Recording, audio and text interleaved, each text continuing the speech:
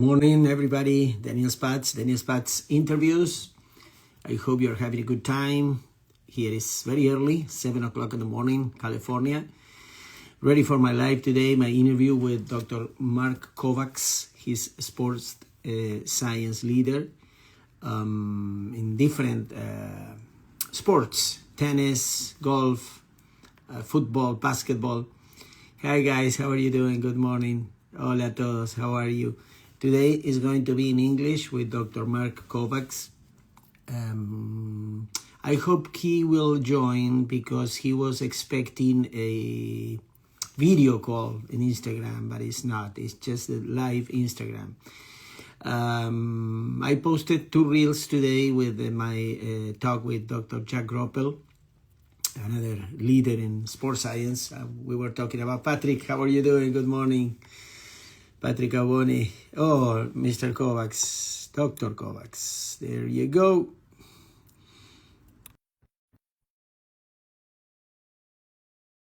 Cruz.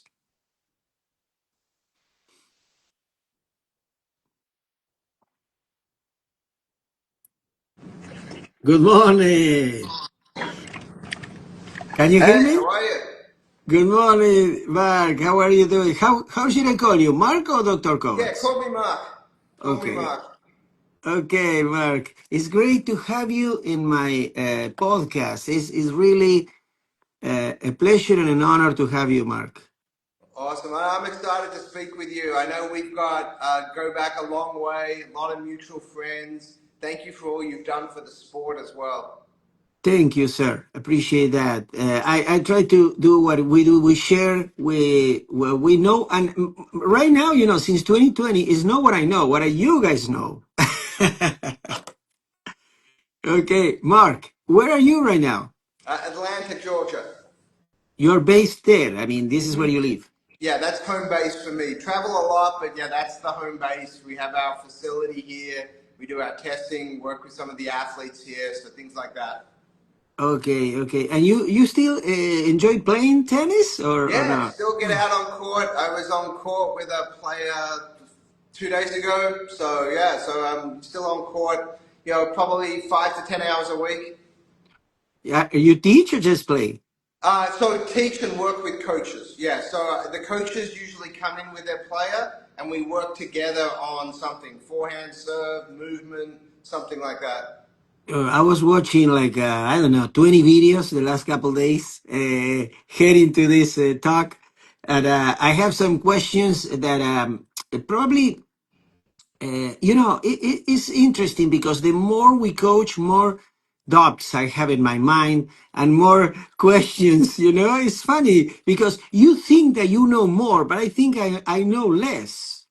That's the same with me. The more we know, the more we learn we don't know, and we ask more and better questions. And the best coaches do that. I've worked with some of the best coaches in the world for 20 or 30 years, and they ask more questions than the young coaches that don't know a lot. And that's something that younger coaches need to understand, that you don't know a lot. It doesn't matter how good you are, there's still a lot to learn. And even if you don't agree with some of these coaches or people that are doing things differently than you, try to understand why they're doing that, because they're smart, they have ideas, there's reasons why they may be doing things that you don't always agree with, but try to learn from them. Mark, you're from Australia, right? Mm-hmm. Are you missing Australia? Yeah, I mean, I've been in the US since I was 18. I played college tennis over in the US. So my entire adult life has been in the US. So I'm very used to the United States lifestyle and how things work here. But I do miss Australia, miss the friends, miss family. I go back every couple of years. I wish I could go back more, but as we know, it's a long way to get back to Australia. And what is if you will have to describe some differences between the culture, the Australian culture and the American culture, what would you say? Yeah, I think there's the Australian culture generally isn't as ambitious. I would say the US culture, from a standpoint of sports, not just tennis, but sports in general, there's a little bit more ambition sometimes in coaches, in players, in how they the expectations sometimes end up being a little bit higher. So I like that aspect of it. Australians are very humble by nature, which is a good thing, but sometimes you need a little bit of confidence, a little bit of what we know some of the best coaches and athletes have is that ability to be humble, but also be very, very confident and to share their information more. Australia was the leader in tennis, Mark. Since when I started in tennis, I heard about Laver and then Alexander, then coaching Harry Hoffman. Rich culture. Pat Rafter was one of my favorites. Philippoussis, and you name it. Leighton Hewitt. What happened in the last 20 years with Australia? Ashley Barty was amazing, and recently retired. I mean, a few years ago. But what happened with the Australian tennis tradition?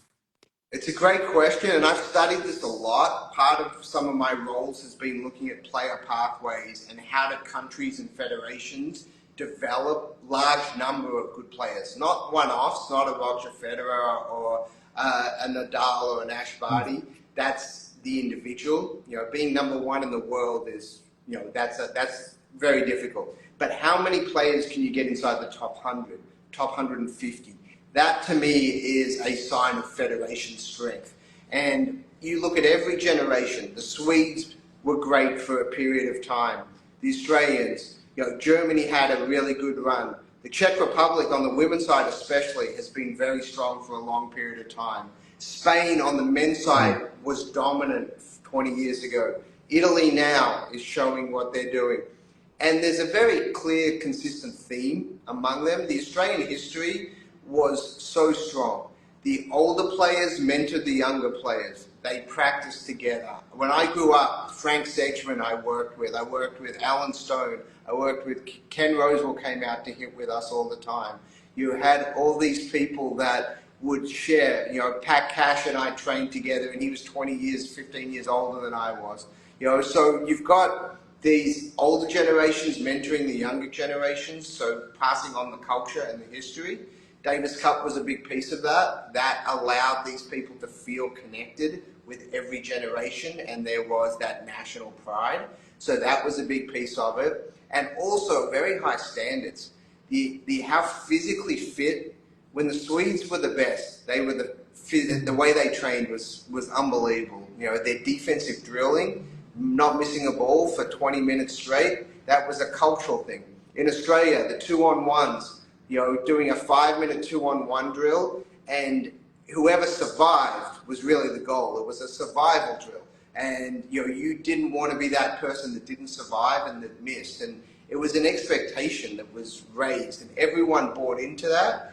And some players weren't good enough. They really weren't, and they couldn't handle that type of training, and they didn't make it. But the ones that did, those were the ones that kept pushing it, and that was a tradition that was passed on. And you see over time, it's just like in businesses. First generation builds it, second generation grows it and makes it super successful, and third generation usually makes it crumble because they get too comfortable, they don't push as hard, their expectations aren't as high because they have a lot of resources. And you see that in tennis building. You saw it with the US, in the early 2000s. The US was at the worst shape ever in players in the top 100, men and women. And then there was a cultural shift and expectations were brought back. The level of quality of coaching was improved. And you saw now the US is the best country in the world when it comes to men and women in the top 100. So I think that tradition you need to have that level of expectation, and it's relatively consistent. You see, I always say success leaves clues, so you can learn from those countries that had success for a period of time, and it was all about expectation, passionate, committed coaches that were willing to do anything to help their players, and also getting the best players together all the time to practice and train and travel and things like that. So those are the core competencies of successful countries that are developing players in large numbers. Fantastic. As I always say, these are master classes. You're learning a master class. Mark, I'm gonna uh, put yourself in a real scenario, like coach, questions like and people comes to me very often and says, Daniel, 4.5 level, level 4.0 here in the USA. Um, Daniel, I need help with my service, with my serve. They're, pretty this good players. This or maybe a junior, 16-year-old. Daniel, like that. Can you help my daughter with a service? What should I look first? Yeah, it's a great question. So, the serve is complicated, but also very easy because there's moving parts to it. The ball toss makes the serve hard because the moment an athlete lifts their head, everything changes. And that's where tennis serving is difficult for a lot of people. But the mechanics itself, there are fundamentals that every good serve has to do. Very key positions or checkpoints that every good serve needs to do to make it work. And if you're a decent level like you're describing, they're a decent athlete, they're already playing at a good level, they should have a good serve. They may not hit it as fast as the pros, but they should have mechanics that can get it in consistently, they can place it well, and they can do some good things. So the first two things that you always look for on serving, assuming the grip's right, which I assume at this level the grip's Mm, probably right, is the ball toss position and location to make sure that that's reliable. Because if that's not reliable, everything else we talk about is a problem. So ball toss arm action needs to be reliable. So in our model, we have an 8-stage model of the serve that is research based, and that's stage 2. So you're looking at stage 2, which is the ball toss, identifying that and making sure that that is ideal.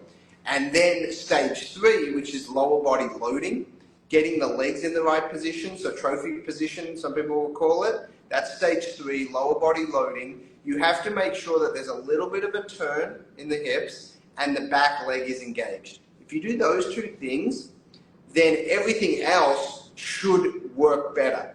If you focus on contact, arm action, all of the other stuff without doing that, that's where you get a lot of problems. And that's what we see. We see a lot of people that talk arm and contact, racket hit string and all that. That's obviously important. That's what we're trying to do.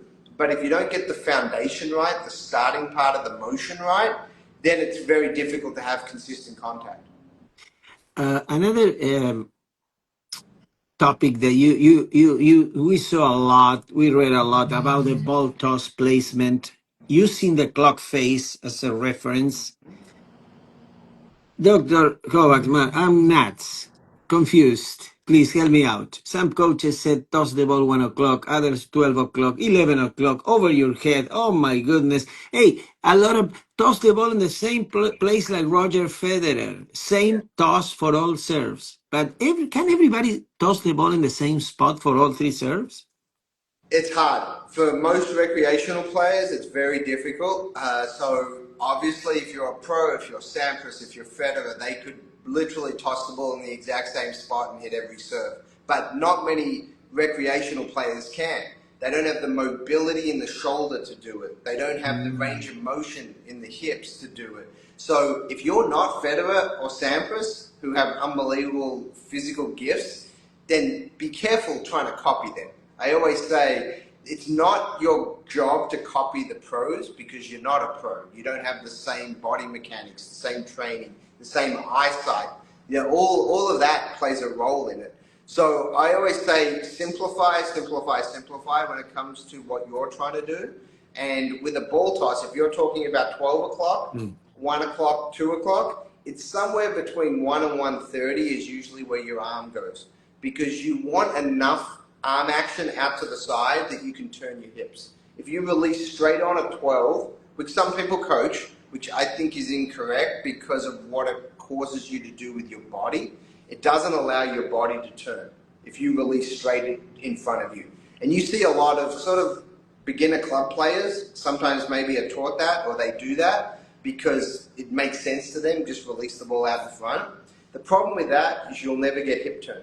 you'll never be able to turn your hips because the ball's in front of you and you can't rotate. If you go a little bit out to the side, 1 o'clock, 1:30, that range, it allows for a clockwise rotation of your hips, 10 to 15 degrees, not too much, but just enough that you can actually then get a load in the right position of your lower body. So to me, that's always the starting point.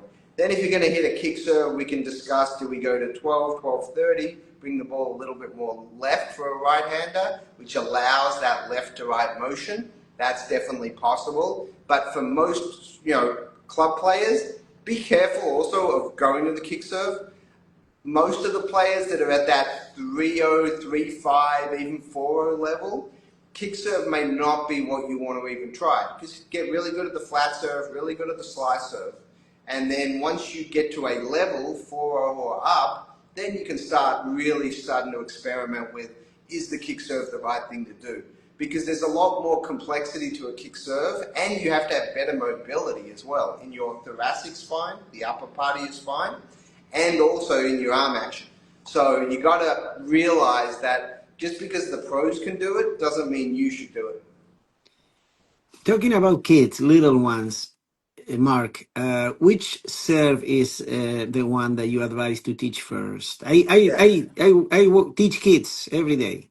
Yeah, so kids are great because they can do everything and they can't do everything at the same time. So you can teach whatever you want to a kid, and if you do it right, they will learn it because they're young, they can learn it. I always start with a topspin serve. So I call a topspin serve different than a kick serve. Topspin serve, the ball goes like this. Kick serve, the ball goes like that. So a topspin serve, they actually hit the back of the ball, and what that allows to do is to get the arc, the shape on the ball. So kids are small, the net's high, they're a long way from the net. So the topspin serve, just like a topspin forehand, allows the ball to go up and then down easier.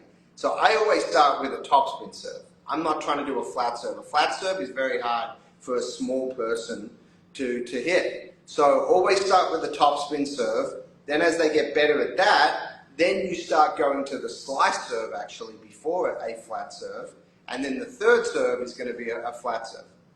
How do you explain the slice serve? If you have to explain me, Daniel, hit this side of the ball. Which side? Exactly. So for a right-hander, you're trying to really hit the back right side of the ball, not the right side of the ball. That's what we say because it gives a visual. But if you actually look at ball making contact with strings, it's not, you don't hit the right side of the ball. The racket's like this. It's not like this. So even though it's not a bad visual, we go up on edge with the racket. We want to think about that. But from an anatomical standpoint, a biomechanics perspective, the racket or the forearm is supinated first. So it's actually the opposite of what we think. So it's supinated. Then it moves into this position where the racket's flat. And then you get this pronation. And coaches overuse the term pronation a bit. It's really internal shoulder rotation with forearm pronation. So it's this long axis rotation, which is a combination of shoulder and elbow position that allows us to go from actually a supinated position of the forearm to a pronated position of the forearm. And from a lady, a couple of weeks ago, a lady, 50 years old, came to me with a semi-Western grip and said, Daniel, can you teach me the spin serve? I said, oh my goodness, I didn't say that. But should we change, Mark, an adult already played for 20 years or 10 years with that grip to the continental and making all these changes? I mean, it's one of those questions that every player and coach has to decide together. The way I always approach it, I let them know. I say, you have a grip that is working for you at this level. You're getting the ball in, but you can't hit certain serves. You really can't hit a kick serve, and it's very difficult to hit a good slice serve as well. So you can hit a flat-ish serve, but that's about the only serve that you're going to hit reasonably well. So we have two options. One is we get that flat serve and a little bit of slice serve developed and make that as good as we can.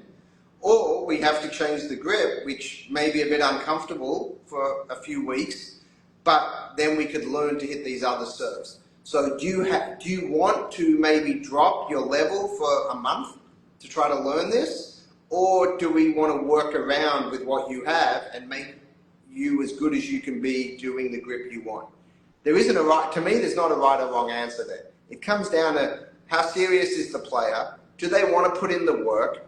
And do they need to get a lot better at these areas? Or do we just make their ground strokes a lot better and the serve becomes serviceable? They get a 70% first serve percentage. That's one thing you can work on, 70 to 80% first serve percentage, which for many at that 3-0, 3-5 level, that's good enough. What are you going to do? You're going to start hitting tons of aces at the 3-0 level? Probably not.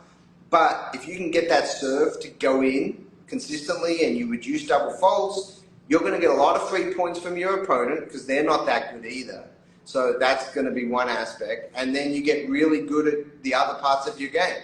So it's a great discussion. I don't think there is a right or wrong answer there. It's everyone needs to decide how much work and time do they want to put in to change this, and is it going to make that much difference in the scheme of them enjoying the game? If they're playing on 2 leagues, let's say, and they're with their friends, and their friends are all 3-0 or 3-5, do they really want to go to a 4-0 level and leave all their friends behind? That may not be fun either, even though they became a better tennis player. So you have to ask that question as well. Mark, to finalize the service questions, the kick, you mean the top spin, you get it like a 6 to 12? Is that correct? Yeah. So To use like a clock as a reference. Correct. I define the top spin very different than the kick. So the kick is 6 to 12, whereas the kick is sort of a 9 to 3 or a 9 to 2. 9 to 3. Oh, wow. Yeah, or a 9 to 2. You know, just using a clock as a reference. Yep. How about in books you see 7 to 1, 8 to 2, different times. Is still applicable or not anymore? Yeah, it has a lot to do with your mobility. If you've got unbelievable shoulder and thoracic spine mobility, you have more range. If you have less, you have less range. So that's why when you even look at the pros, some of them have unbelievable range of motion and they have better kick serves. There's more spin, there's more RPMs, there's more left to right ball movement. You look at other pros, they have less spin and they have more straight on bounce, less left to right bounce. So it has a lot to do with what the body can do and how well technically they execute their shots. Perfect.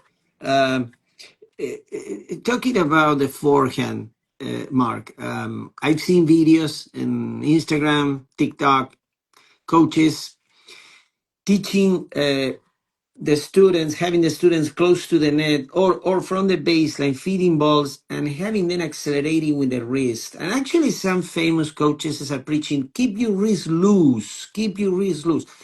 And I see more and more players injured, complaining about wrist.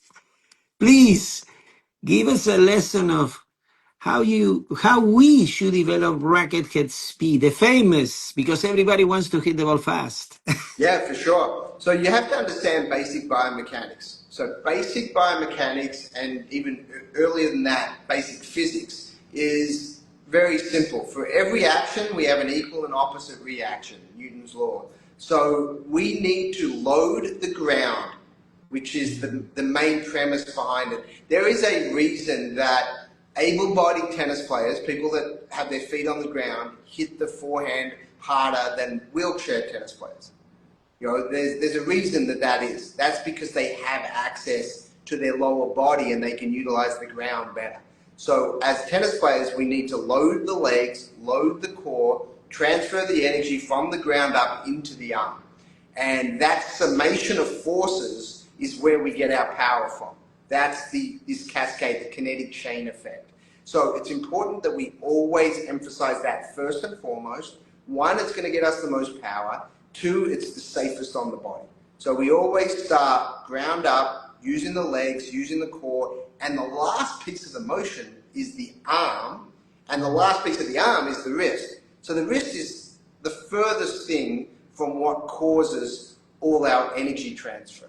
It's important though, we know contact, when the wrist makes contact with the racket and the ball, that obviously plays a big role. But if you overemphasize the wrist, like you said, you increase injury risk significantly because they're trying to utilize the last small joint, which is the wrist joint, to do all this work that it shouldn't be doing.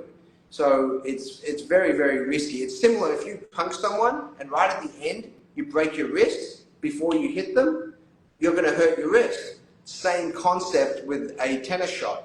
So you definitely don't want to overemphasize the wrist. You want to emphasize the back hip. You want to emphasize the loading of the arm back in that locking position. So where your take back is, where the butt of the racket points to the ball, that's a really important position. And then the concept of lag, which is another issue that too many coaches overteach. Yeah, I was about to ask you that. Let me ask you this, referring that. Thank you for you're clarifying everything. You're making my life easy as a coach. Uh, I heard coaches preaching tap the dog, close the racket face at the end of the backswing before the forehand. You start. We should do that. Teach everybody close the racket face at the end of the backswing. So it depends because you're always, a term that needs to get used more is swings. You've got to understand that grips dictate swings and swings dictate contact positions. So the grip dictates the swing path dictates the contact position. So if you've got a Western grip, you're going to have more of that closed face where the strings are going to point to the ground. If you've got more of an Eastern forehand, Del Potro, for example, someone like that, they're going to have... Doctor, Sampras Davenport. Exactly. So grips are a huge factor when it comes to what you're going to teach. Don't teach everyone the same if their grips are different.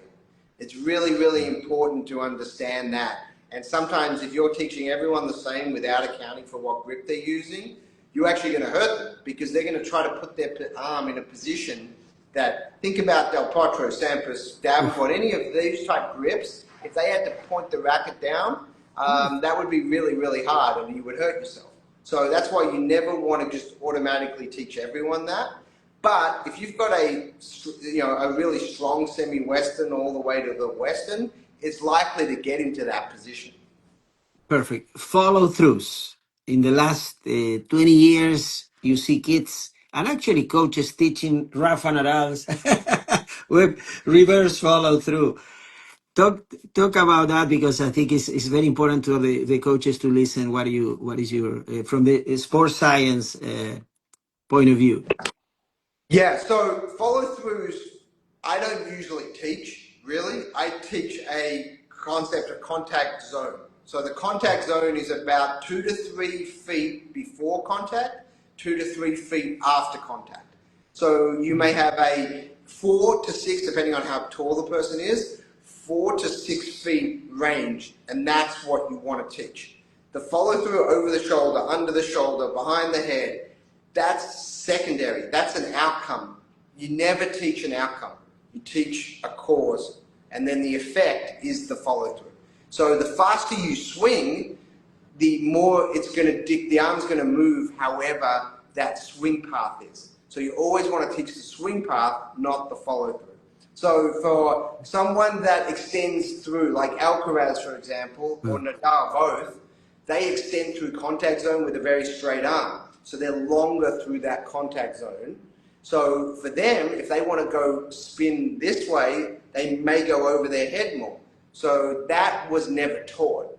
That was an outcome of a very fast swing speed with a semi-Western grip extending through contact zone, but with unbelievable RPMs on the ball. So that was an outcome. The problem I see, the bigger issue isn't that. The bigger issue I see is people coming across their body too early. So they don't actually extend through the contact zone.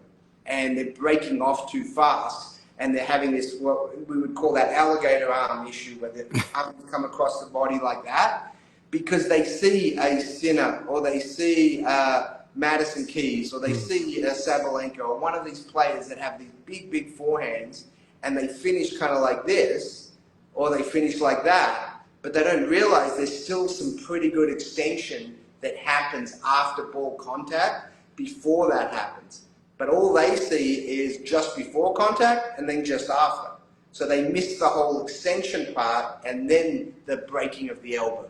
So be very careful with teaching what you see versus what actually happens. Two different things. How important, Mark, is the dominant eye when teaching techniques? So dominant eye can play a bit of a role. I work in baseball a lot, and with hitting in baseball, it does play a role in how you set up your feet and your head and your stance. The main two things that happens for a right-hander, if you're right eye dominant, your contact point is likely to be a little bit further back than if you're left eye dominant. If you're left eye dominant, you're going to want to hit the ball a little more out in front. The question becomes, does your grips match up with your eye dominance? That's what no one talks about. Because if you've got a full Western grip, you're unlikely to be left eye dominant. If you are, that's maybe why you mishit the ball a lot. Because if you're a left eye dominant right-hander and you've got close to an Eastern grip or a soft semi-Western grip, you can hit the ball out in front of you more, and that's a better line of sight for that left eye that's dominant. So understand that it's not eye dominance by itself, it's eye dominance with grip, which at a young age, you may want to think about that if you're thinking about changing a grip on a player. Understand their eye dominance with their grip. With the serve, it becomes really, really important, because if you're left eye dominant, you're going to toss the ball closer to 130, 2 o'clock, because you want that left eye to be looking through your shoulder like this. If you're right eye dominant, you may toss it closer to 1 o'clock because your right eye needs to see the ball. So it plays a big role when it comes to positioning of what you do. The question is, do you teach that? Do you let the athlete figure it out based on their comfort zone? And the problem I see with coaches is they change mechanics without taking into account those two factors, grips and eye dominance, just because they like the look of, say, a pro that may be opposite eye dominant, and they say, I want you to look like this person. That sometimes is the worst advice, because that's not who your player is. Your player has a different eye dominance with a different grip, possibly. So we should check as soon as we start with kids, which eye is Yeah, dominant, for right? sure. It's simple, easy. Don't overcomplicate it though, because it's not a magic solution, obviously. There's a lot of players that have the wrong eye dominance and wrong grip and still succeed, still play well. But there's certain shots that they don't hit as well. Could be their down the line forehand, for example. You know, they may hit the cross-court forehand well because they're right eye dominant, and it's easier for them to do that. But if they are lining up a down the line forehand and they're right eye dominant, that may be hard for them to hit the ball down the line as well as they should. They're still going to hit a decent ball maybe, but it's not going to be their strength. So those are the things that at the highest level start to become important, because if your down the line isn't as effective as your cross court, that's a bit of an opportunity for your opponents to not shift over to cover the down the line as much. They can creep and just camp out on the cross court side, which gives them a big advantage. Fantastic. The lag. I remember in the 90s listening to Nick Balletieri saying, Yeah, wrist laid back, pointing with exactly. a bat cap to the ball, like a flashlight. Yeah, I worked for Nick. yep. So, but now looks like it's new modern tennis, the lag, right? And showing the, but Agassi did it. I don't know. I mean, tell me if I'm wrong. That is new. No, not at all. Rod Laver did it. Rod Laver had open stance forehands a lot, and a lot of lag with a wood racket, which is really hard. A wood racket lag is much harder than a lighter graphite racket lag now. So the lag is always there. It's always been there if you're trying to hit topspin. If you're trying to hit topspin, there's always going to be some lag. The question is how much lag and how quickly do we go from that position of laid back wrist through contact. And that's also where injuries happen, because people overdo it and do it from the wrong position.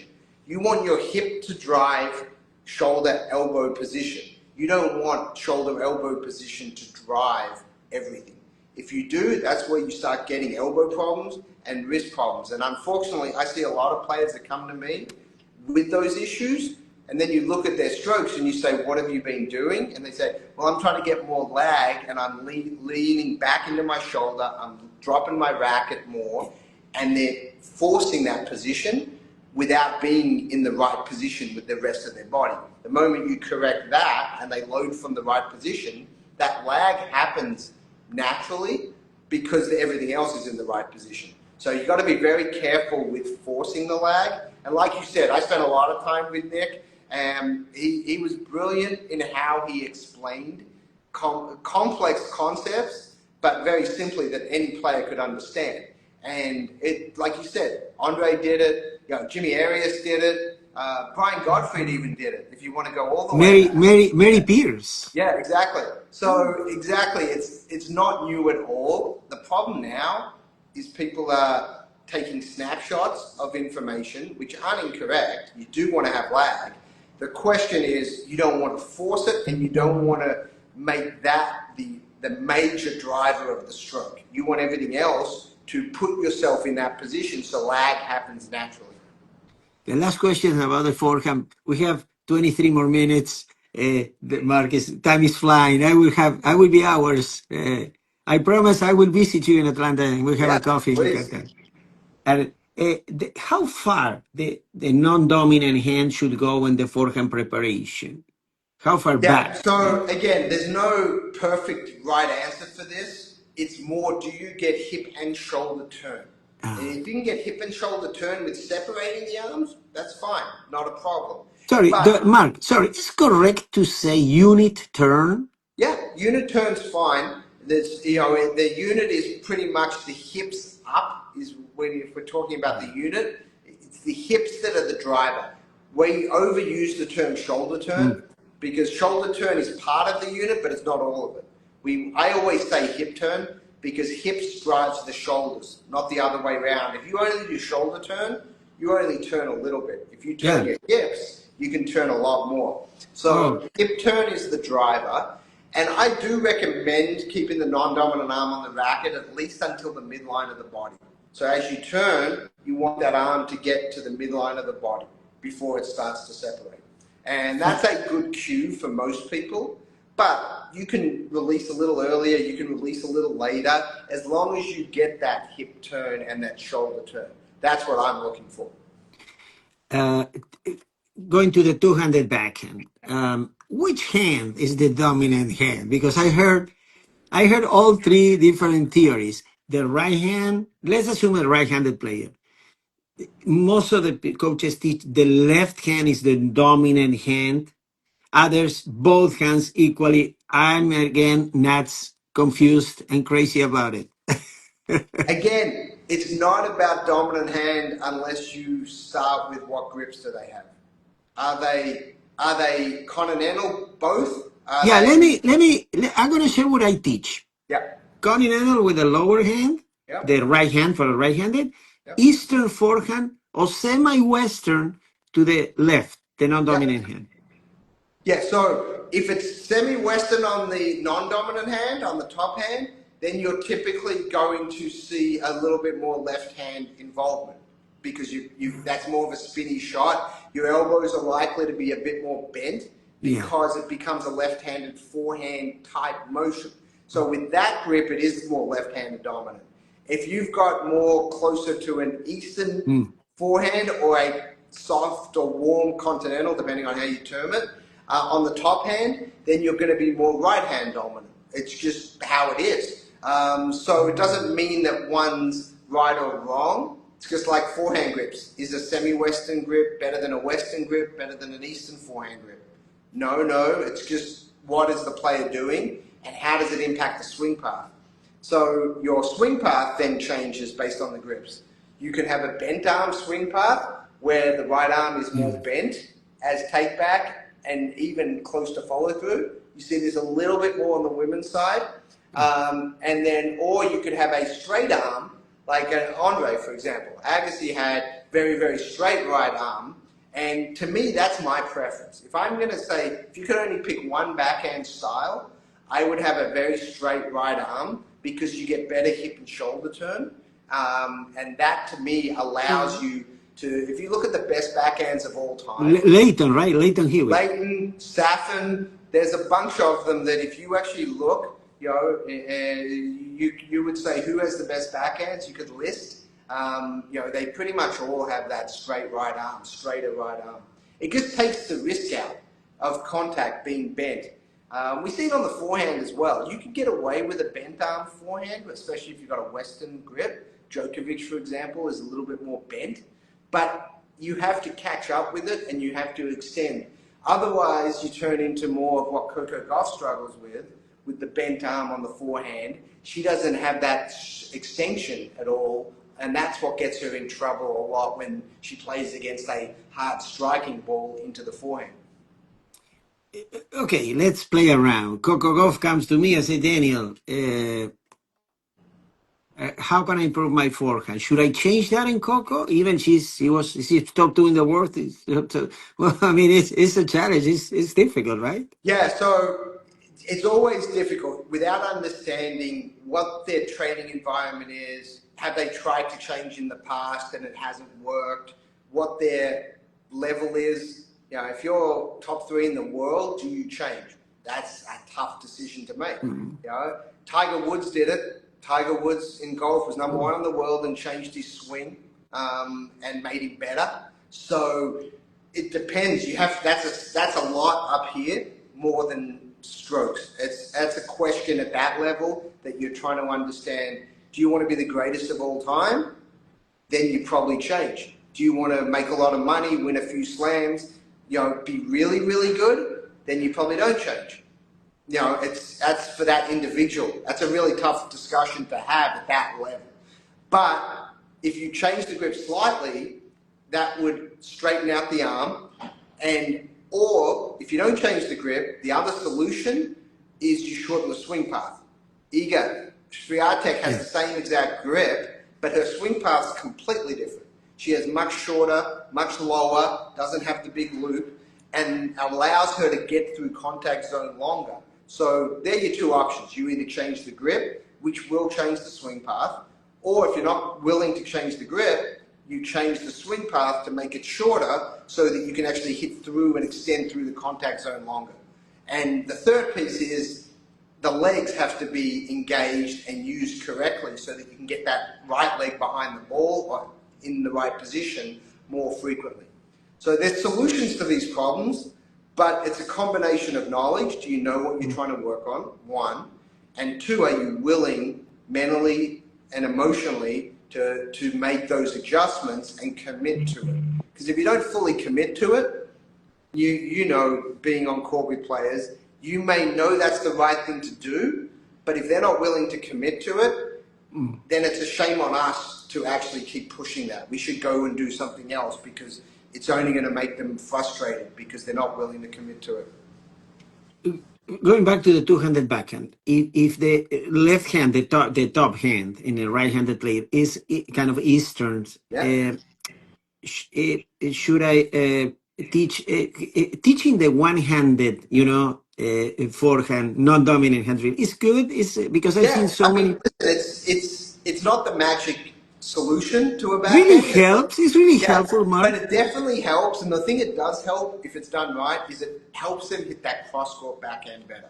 So if they want to get the backhand off the court, that's where the left hand plays a huge role. One player, if anyone wants to watch someone who did that as well as anyone, there were 2 different backhand strokes a little bit, but a lot of similarities was Andre. Andre's roll backhand was his superpower. It wasn't his forehand. As big as his forehand was, his roll backhand is what opened up the court that allowed him to play his game.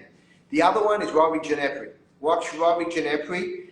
He didn't have the strongest of backhands, but his cross-court roll was as good as anyone's backhand and took him to top 15 in the world based on his legs and based on the ability to open up the court and get opponents running. So you can use one stroke, especially on the ground strokes, that can really open up the court on players. And nowadays, depending on the court surface, sometimes it's harder to do that because of how hard the players are hitting now. They don't have as much time to roll balls. because the game's faster. The courts in many places are starting to get faster again, which is interesting.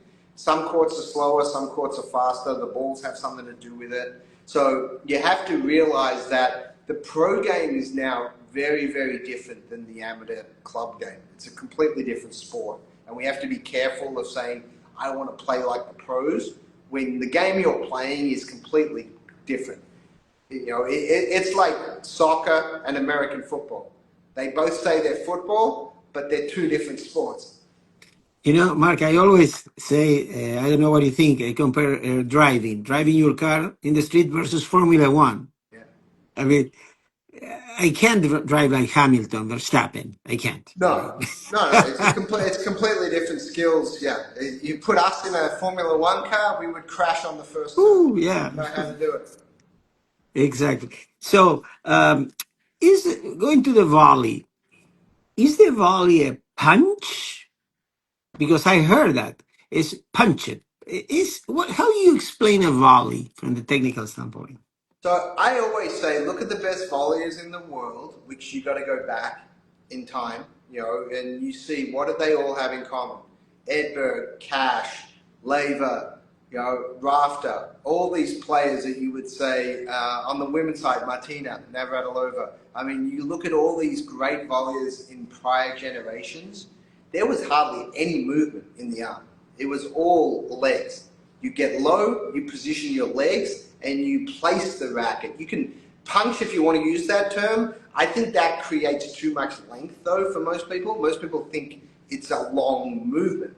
The volley has really no arm movement done right. All you're doing is moving your body into position. So you look at the Bryan brothers, for example, no movement because their arms are out in front of their body and they're always moving in the direction of the ball. So learn from the best volleyers. These people that use their wrists, use their elbow, use their arms, that's where you create a lot of problems. So I always say, don't even think about your upper body.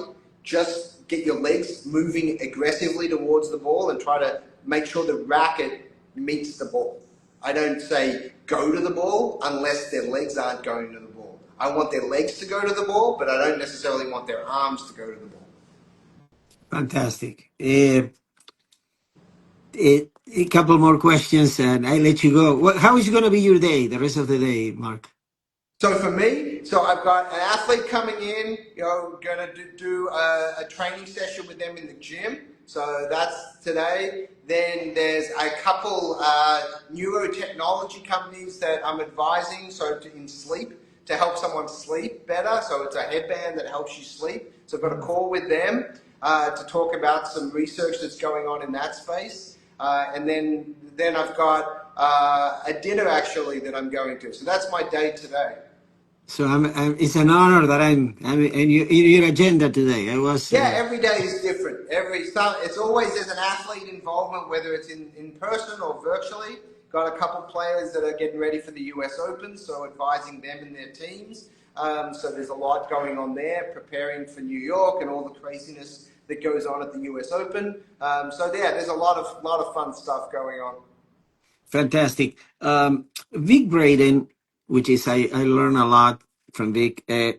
He said once there are three ways to practice: variable practice, blocked practice, and random. Yeah. He advised random like the best type of practice because it takes you to the closest to tennis, the tennis skills. It's open. What is your take about that? What is the best way to practice, Mark? Yeah, it's a great discussion. Vic was so ahead of his time in so many ways. I learned a lot from him as well. To me, you need both. You need that block practice to develop skills. Like you need to be able to do 10 the same way, 20 the same way, 30 the same way. Partly for confidence, but partly to also make sure that technically you're doing things the right way. So it's a block or random block random is a lot of what I will do, where you'll do random first because you want to get them feeling like a real environment. Every ball's different, the heights, the spins, the movement. every ball is different. That's what random means. So you don't know what's coming. The challenge with that is you may not get enough reliability on any one stroke with that. So you have to find that ability to do both. So there's definitely a need for both. If you only do random, there's going to be some limitations. If you only do block, you are definitely going to have some challenges when you play matches. So you need this combination, and depending on the person, usually you need to do what the person doesn't like as much. You know, we all know the basket-fed players that they look perfect. Every ball is always on target every time because it's the same ball. They love doing 20 down the lines, 20 cross courts, and they just hit it. It sounds perfect. They're great for videos. They're great if someone walks by the court. It looks like they should be number one in the world. The moment they play a match, they lose 2-2 because the moment the ball gets above their head or gets below their knee, they can't hit a ball. So that's the problem with block practice, is that issue. Random, you see people that love to just play matches, but when it comes down to it, can they hit that shot on the position they need when they really need it? And those people need a little bit more of that, hey, I need you to hit 10 in a row exactly where you need to hit it. So under pressure, you have that confidence that you can hit that same shot over and over again. So there's a combination there that good players need to go back and forth into. So pros actually do a lot of block practice. A lot. I mean, you'll be surprised how much the best players in the world do block. I mean, if you look, majority of their practices are more block. The reason being is they get so many matches, which is their form of random practice. They're playing matches all the time, so they're getting a lot of this random environment in their matches and the sets that they play with other players on tour. So when they're actually spending time with their coach, most of the time it is some form of block or pattern block. Pattern block is another term I use, where you'll do 3 or 4 shots, but it's a pattern, so you sort of know what's coming, but they're not the same balls. They're slightly different heights, so it's a pattern block practice where you'll do a pattern that you know, but the heights of them are a little bit different. Fantastic. You have 5 minutes to answer 2 more questions. Yeah, sure. Sorry, because the Instagram stops the video. Yeah. Uh, Tactics or technique first when teaching? Oh, when teaching technique, tactics doesn't matter unless you can hit the ball in the court. If you can't put the ball in the court, I don't care if you've got the best analytics. I hear all these juniors a lot of the time come to me, and mainly their parents, not so much the juniors, but the parents come and they say, yeah, I want them to do this serve +2 pattern. I want them to hit this ball here, then hit this ball there. And then I go hit with them and they can't put the ball in the court. I'm like, you're not wrong with what you want them to do. They can't execute yet. We need to execute before we worry about strategy. If you can't execute, it doesn't matter what strategy you have. And unfortunately, one of the big negatives I've seen in junior development is too much emphasis on analytics that is too advanced for the execution of that player.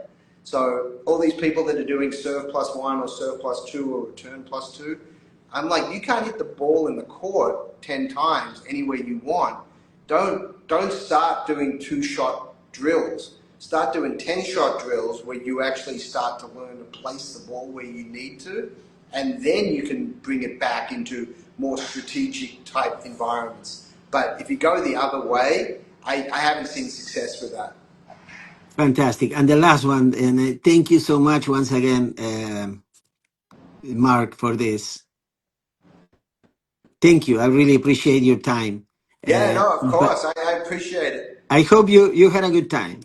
Yeah, this is, hey, listen, we're talking tennis. I could talk tennis all day, every day, just like you. It's passion, it's commitment. You want players to get better. It's a lot of enjoyment. Last one. Talking about biomechanics, what a good coach must, not should, must know to teach tennis decently, honestly, to deliver a good message. What we must know about biomechanics. Things that you said, Daniel, if you want to teach tennis, you must learn this about biomechanics. It goes back to that statement.